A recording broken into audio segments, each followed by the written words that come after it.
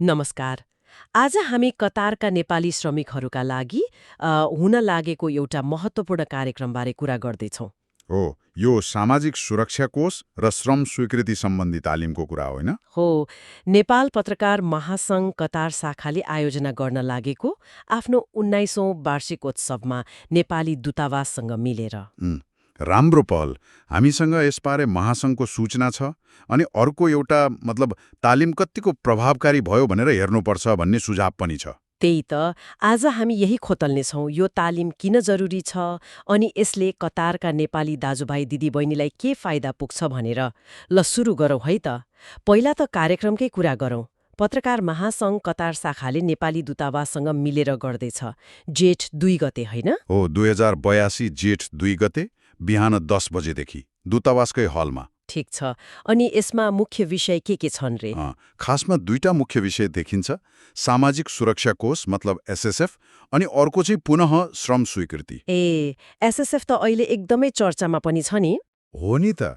अनि यसको लागि त प्रशिक्षक नै नेपालबाट आउनु हुँदैछ, सुशीला पौडेल। उहाँ सामाजिक सुरक्षा कोषको वरिष्ठ सहायक निर्देशक हुनुहुन्छ। ओहो, भनेपछि त आधिकारिक जानकारी नै पाइने भयो। उहाँले के भन्नुहुन्छ भने यो कोष किन महत्त्वपूर्ण छ, यसमा कसरी जोडिने, पासवर्डहरू कसरी मिलाउने, केवाइसी अपडेट कसरी गर्ने। केवाइसी अपडेट मतलब आफ्नो विवरण मिलाउने कुरा हो, आफ्नो पहिचान र विवरण कसरी आधिकारिक बनाउने भन्ने। अनि पैसा कसरी दाबी गर्ने, विदेशबाटै फेरि श्रम स्वीकृति कसरी लिने, यस्तै श्रमिकलाई दिनदिनै चाहिने कुराहरू। यी त साह्रै व्यावहारिक कुराहरू भए। जानकारी नहुँदा धेरैले दुःख पाइरहेका छन्। त्यही त। अनि अर्को कुरा, उहाँहरूले यो तालिममा कतारमा भएका सबै नेपाली सङ्घ संस्थालाई बोलाउनु भएको छ अरे होइन? हो, बोलाइएको छ। अनि हरेक संस्थाबाट कम्तीमा एकजना प्रतिनिधि पठाउन भनिएको छ। तर कस्तो प्रतिनिधि भने जसले त्यहाँ सिकेको कुरा चाहिँ फर्केर आफ्नो समुदायमा अरू श्रमिक साथीभाइलाई सिकाउन सकोस्। मतलब ट्रेनर तयार पार्ने जस्तो। एक किसिमले त्यस्तै, ट्रेन द ट्रेनर मोडल जस्तो। यसको उद्देश्य नै के देखिन्छ भने सिकेको ज्ञान चाहिँ कतारमा काम गर्ने सबै श्रमिकसम्म पुगोस्, यो तालिम हलभित्र मात्र सीमित नरहोस्। यो त राम्रो सोच हो, ज्ञानलाई फैलाउने कुरा भयो। एकदम। किनभने पहिले तालिमहरू हुन्थ्यो होलान्, तर त्यो कतिजनासम्म पुग्यो, कति प्रभावकारी भयो भन्ने नाप्न गाह्रो थियो होला। यसपालि यो ज्ञान हस्तान्तरणमा जोड दिनु राम्रो हो। तर यही ज्ञान हस्तान्तरण र प्रभावकारितासँग जोडिएको अर्को एउटा कुरा पनि छ नि। हाम्रो दोस्रो स्रोतले के भन्छ भने सिकेको व्यक्तिहरूलाई कतिको प्रभावकारिता भएको छ भनेर फलोअप गर्ने काम महासङ्घ आफै र नेपाली दूतावासले गर्नुपर्छ। हो, यो एकदमै महत्त्वपूर्ण पोइन्ट हो। तालिम दिनु एउटा कुरा भयो, तर त्यसले साँच्चै काम गर्यो कि गरेन भनेर हेर्नु पर्यो होइन? हो नि त।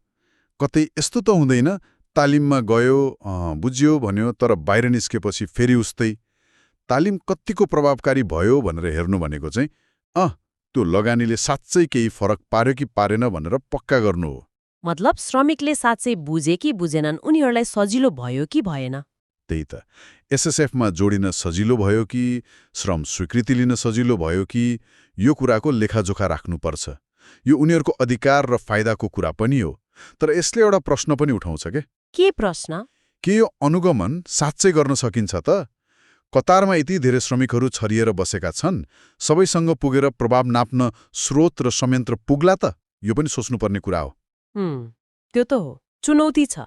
त्यसो भए निचोडमा के भन्न सकिन्छ त? कतारमा एउटा महत्त्वपूर्ण तालिम हुँदैछ सामाजिक सुरक्षा र श्रम स्वीकृति जस्ता विषयमा।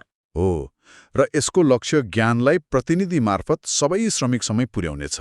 अनि अर्को महत्त्वपूर्ण कुरा, तालिमको असर कस्तो रह्यो भनेर अनुगमन पनि गर्नुपर्छ भन्ने जोरदार सुझाव आएको छ, ताकि यो केवल एक दिने कार्यक्रम मात्र नहोस्। बिल्कुल। र यसले मलाई के सोच्न बाध्य बनायो भने यस्ता तालिमहरूको दिगो प्रभाव कसरी सुनिश्चित गर्ने होला? के यस्तो एकपटकको तालिम काफी हुन्छ? कि यसलाई एउटा निरन्तर प्रक्रिया बनाउनुपर्छ? हो, एउटा प्रणाली नै बनाएर निरन्तरता दिनुपर्ने हो कि, ताकि नयाँ आउनेले पनि जानकारी पाउन्, पुरानाले पनि नियम परिवर्तन भए थाहा पाइरहन्। यो बारेमा अझै सोच्न सकिन्छ।